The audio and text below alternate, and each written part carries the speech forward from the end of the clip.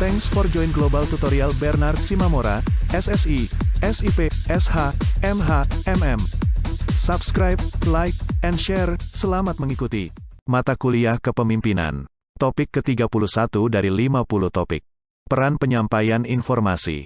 Bagian pertama, sekarang ini. Sebenarnya yang dikatakan karyawan suatu perusahaan atau organisasi itu hanya 20% saja. Sedangkan 80% lainnya adalah supplier, tenaga kontrak, tenaga paruh waktu, dan tenaga-tenaga konsultan.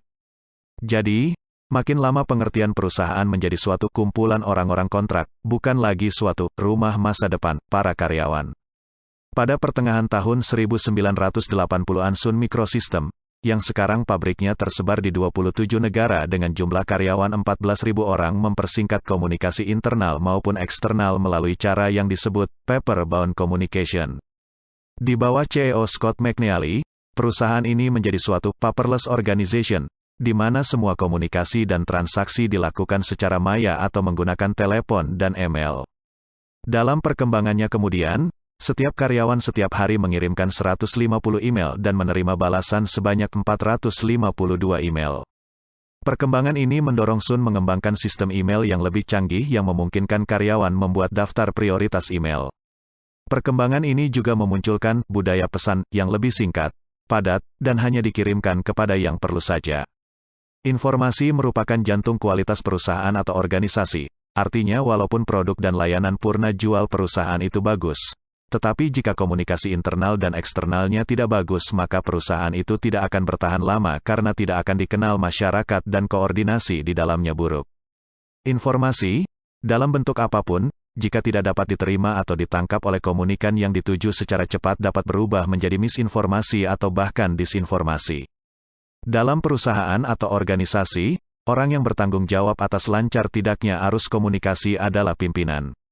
Dengan kata lain, pimpinan bertanggung jawab atas desain komunikasi dalam organisasi atau perusahaannya. Bagaimana bentuk atau desain komunikasi ke bawah, ke atas, dan ke samping harus dilakukan, ditentukan oleh pimpinan. Desain komunikasi. Dalam mengembangkan desain komunikasi, ada 3 hal yang dapat dijadikan pedoman, seperti berikut. A. Tidak ada satupun informasi yang tidak dapat dikomunikasikan. Bawahan yang tidak pernah menerima informasi dari atasannya tidak akan pernah berpikir bahwa memang tidak ada informasi penting yang perlu disampaikan oleh atasannya, tetapi umumnya mereka akan menganggap atasannya adalah orang tersingkir dari lingkungan perusahaan, atau orang yang tidak mengetahui kebutuhan perusahaan dan karyawan, atau orang yang tidak peduli dengan perusahaan. B. Semakin banyak komunikasi bukan berarti semakin baik komunikasi. Dalam era sekarang setiap manajer merasakan banjir kata-kata baik melalui telepon, email, fax, surat, memo, dan laporan.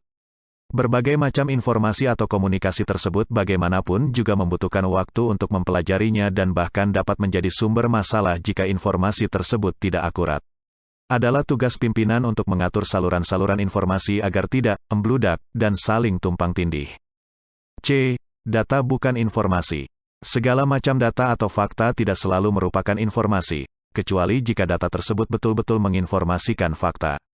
Dalam menyusun desain komunikasi harus dipertimbangkan faktor-faktor perlu tidaknya informasi disampaikan, kapasitas, interpretasi, dan kemampuan menerima informasi dari halayak yang ingin dituju. Jenis komunikasi yang harus dikembangkan adalah A. Komunikasi ke atas. Komunikasi ke atas dalam organisasi bisa berbentuk struktural dan non-struktural. Bentuk-bentuk komunikasi ke atas yang struktural, antara lain laporan-laporan, kemajuan, berkala, perjalanan, investigasi, dan sebagainya, survei karyawan, dan informasi-informasi yang disampaikan kepada manajemen oleh serikat pekerja. Contoh komunikasi ke atas yang non-struktural adalah kotak saran. Saluran komunikasi yang dibuat harus memungkinkan pimpinan mengetahui semua masalah yang ada dalam organisasinya, kemajuan-kemajuan yang dicapai, kemungkinan-kemungkinan pengembangan organisasi yang dapat dilakukan, dan kondisi semua sumber daya baik manusia maupun finansial. Saluran komunikasi yang baik juga harus memberikan kesempatan kepada semua karyawan untuk berpartisipasi dalam proses pembuatan keputusan, mengajukan ide-ide untuk pengembangan organisasi atau perusahaan, dan memungkinkan mereka mengembangkan potensi-potensi dirinya baik potensi teknis maupun konseptual dan kepemimpinan. Meskipun demikian, Informasi ke atasan yang terlalu banyak akan dapat menyebabkan setidaknya 3 hal, yaitu, pertama, waktu pimpinan yang berharga akan banyak tersita untuk mempelajari semua informasi yang masuk, yang kemungkinan justru tidak semuanya terpelajari dengan baik, padahal seorang pemimpin juga memerlukan waktu untuk refreshing, agar keputusan-keputusan yang dibuatnya akurat. Kedua, kemungkinan pimpinan akan terdorong atau terjebak ke arah micromanage, bahkan terhadap masalah-masalah yang sangat penting. Micromanage adalah suatu kondisi di mana pimpinan hanya terpaku menangani masalah-masalah kecil yang tidak substansial dan tidak mampu menangani masalah-masalah besar yang sebenarnya menjadi tanggung jawabnya. Ketiga, dapat menimbulkan demoralisasi karyawan karena mereka merasa sudah menyampaikan banyak informasi, sudah mengikuti banyak pelatihan dan pendidikan, tetapi tidak ada satupun tindakan atau tindak lanjut yang diambil pimpinan. Sebagai ilustrasi, simaklah pengalaman Warren Bennis, sewaktu dia menjadi rektor Universitas Cincinnati, Amerika Serikat. Selama 10 bulan pertama saya menjadi rektor, setiap hari saya di kantor sampai pukul 4 pagi untuk membaca dan mempelajari laporan-laporan yang masuk. Sebegitupun, laporan itu belum semua terbaca, yang lama belum selesai sudah masuk yang baru susul-menyusul tiada habisnya. Belum lagi kertas-kertas yang harus saya tanda tangani, baik itu yang berhubungan dengan hal-hal dalam kurun masa jabatan saya maupun yang merupakan peninggalan dari pendahulu saya. Seluruh tulang saya serasa patah, mental saya sangat letih, dan secara tidak sadar saya menjadi orang yang pemarah dan mudah tersinggung. Saya sampai memelototi kalender dan jam dinding, dari 1/4 jam satu ke 1/4 jam berikutnya untuk mengecek apa saja yang sudah saya kerjakan dan apa saja yang sudah saya hasilkan, dan apa yang saya peroleh. Ternyata, saya menemukan diri saya menjadi korban dari suatu konspirasi yang tidak disadari untuk mencegah saya melakukan apapun yang bakal mengubah status quo. Ilustrasi di atas menunjukkan betapa harus hati-hatinya suatu sistem komunikasi dirancang karena sistem komunikasi yang tidak tepat akan menimbulkan masalah besar yang justru dapat mengganggu pencapaian tujuan organisasi atau perusahaan. B. Komunikasi ke bawah. Kebanyakan komunikasi ke bawahan dilakukan oleh atau berasal dari atasan. Bahkan ada yang berpikir bahwa hanya itulah satu-satunya bentuk komunikasi ke bawah. Komunikasi ke bawah dapat berbentuk arahan verbal, memo, kebijakan, prosedur, materi pelatihan, tugas, evaluasi kinerja, dan majalah atau newsletter. Atasan atau pimpinan memang terlihat seperti penyalur atau penyampai komunikasi ke bawah karena kedudukan dan fungsinya itu memang memungkinkan pimpinan menginisiasi atau memerintahkan tindakan yang diperlukan. Saluran ini juga efektif untuk menyebarkan informasi kepada seluruh karyawan dengan kemungkinan kecil terjadinya distorsi informasi. Meskipun demikian, komunikasi ke bawah yang terlalu banyak atau tidak perlu dapat menimbulkan sindrom, selalu menunggu petunjuk dan pengarahan pimpinan di kalangan karyawan yang pada akhirnya dapat mematikan inisiatif. Karyawan yang terlalu banyak menerima informasi dari atasan juga bisa menjadi cuek dengan semua informasi yang diterimanya dari atasannya. Sindroma ini biasa disebut bulletin board dilemma, yaitu suatu kondisi di mana pesan-pesan atau kebijakan-kebijakan yang disampaikan oleh pimpinan melalui cara apapun sama sekali tidak dipedulikan oleh karyawan, jika berbentuk tertulis tidak dibaca dan jika berbentuk verbal tidak didengarkan. C. Komunikasi ke samping, komunikasi lateral. Persoalan lain yang juga harus diperhatikan oleh pimpinan zaman sekarang adalah komunikasi dengan para sejawat atau sesama pimpinan, yang bagaimanapun juga bukan merupakan bawahan dari pimpinan perusahaan. Komunikasi lateral ini penting dibangun untuk mengembangkan team spirit di seluruh jajaran organisasi agar tidak terjadi persaingan yang tidak sehat di antara bagian-bagian, departemen-departemen, divisi-divisi, dan sebagainya sehingga dimungkinkan terjadi sumbangsaran dan kerjasama dalam pemecahan masalah yang ada. Bentuk-bentuk komunikasi lateral yang biasa dilakukan, antara lain makan siang, obrolan via telepon, tenis, golf, dan aktivitas-aktivitas lain pasca jam kantor.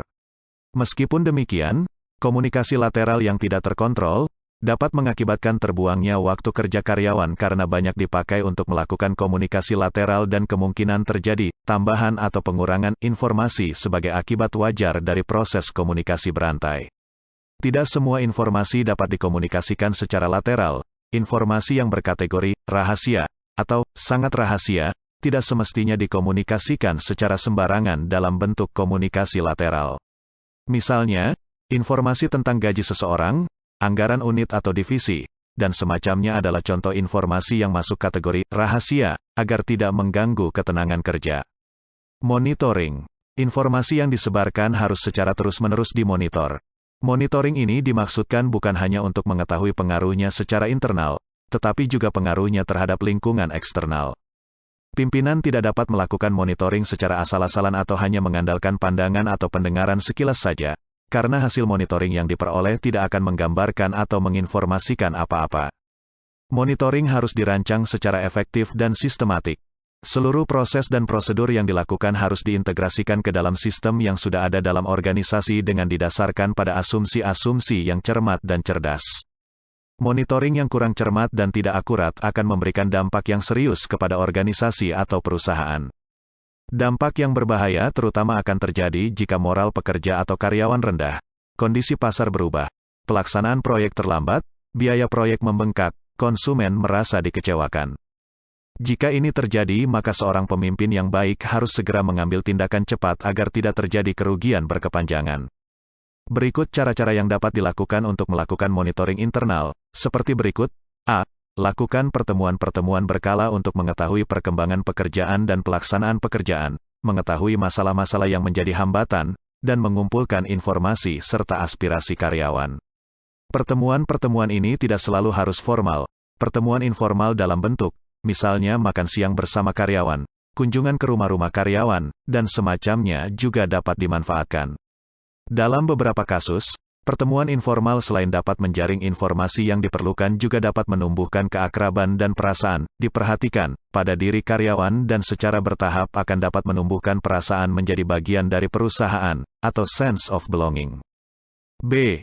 Buatlah standar kerja yang baku dan terukur, di mana orang mengetahui dengan persis kapan dia berhak memperoleh predikat kinerja bagus sekali, bagus, cukup, kurang, dan tidak bagus. C. Lakukan pengecekan atas pelaksanaan kontrol kualitas pada seluruh produk dan jasa yang dihasilkan. Bandingkan dengan standar yang sudah ditetapkan. D. Lakukan kunjungan singkat dan mendadak ke seluruh unit atau departemen secara on the spot, untuk mengetahui kondisi kerja dan fasilitas kerja yang ada, apakah ada yang perlu diperbaiki, ditambah, atau diganti. Lihatlah apakah seluruh karyawan telah melaksanakan prosedur kerja yang ditetapkan. Apakah prosedur kerja yang ada perlu diperbaiki, dipertahankan atau dikembangkan. E. Berikanlah pengarahan yang benar dan jelas kepada para penanggung jawab kegiatan atau proyek dan program. F. Mintalah laporan perkembangan pelaksanaan proyek atau program semua penanggung jawab. G. Lakukan pengecekan terhadap keabsahan data yang tersaji dalam komputer. Apakah data sudah benar ataukah ada yang masih belum diperbaharui? H. Secara individual lakukan pembicaraan personal dengan beberapa karyawan dari berbagai bagian tentang perasaan, pendapat, dan harapan mereka kepada organisasi atau perusahaan. Cara melakukan monitoring untuk mengetahui pengaruh informasi terhadap lingkungan eksternal, seperti berikut. A. Lakukan survei pelanggan atau konsumen. Mintalah informasi, tanggapan, dan saran pelanggan untuk perbaikan kualitas barang atau jasa yang dihasilkan. Hormati dan hargai konsumen karena tanpa konsumen seluruh produk dan jasa yang Anda hasilkan akan sia-sia. B. Jalin hubungan dengan para pejabat pemerintah atau instansi terkait untuk tidak ketinggalan informasi atas perubahan-perubahan kebijakan, peraturan maupun undang-undang. C. Lakukan kontak atau komunikasi dengan para pesaing dan organisasi-organisasi atau asosiasi-asosiasi profesional. D. Pelajari informasi yang berkembang di luar tentang organisasi atau perusahaan yang ada di majalah-majalah, buku-buku, jurnal-jurnal, koran-koran, televisi, dan sebagainya. E. Lakukan uji sampel produk-produk perusahaan pesaing. Pelajarilah semua strategi bisnis para kompetitor, kemudian lakukan kajian untuk memenangkan persaingan. F. Delegasikan kewenangan monitoring kepada para bawahan yang kompeten karena tidak semua informasi dapat dimonitor oleh pimpinan seorang diri. Kiat membuat desain komunikasi dan monitoring, seperti berikut. 1. Luangkan waktu untuk menyusun desain komunikasi yang tepat secara rinci, saluran-saluran komunikasi mana yang dipandang terberat, saluran-saluran mana yang dipandang ringan, alasan apa yang mendasarinya, bagaimana cara mengatasinya, dan sebagainya. 2. Perluas jaringan monitoring, baik internal maupun eksternal. Gunakan semua cara yang ada, jangan hanya melalui pengamatan atau informasi verbal. 3. Pisahkan antara informasi penting dengan informasi yang kurang penting, dan pastikan semua informasi benar-benar disampaikan kepada yang berhak menerimanya. Itulah materi topik ke-31 tutorial kepemimpinan. Channel ini akan sangat membantu masyarakat umum dan para mahasiswa yang sedang atau ingin kuliah di perguruan tinggi manapun di Indonesia. Subscribe dan like, agar Anda mendapatkan update tutorial lainnya. Bagikan juga link video ini, agar teman lain juga mendapatkan manfaat channel ini.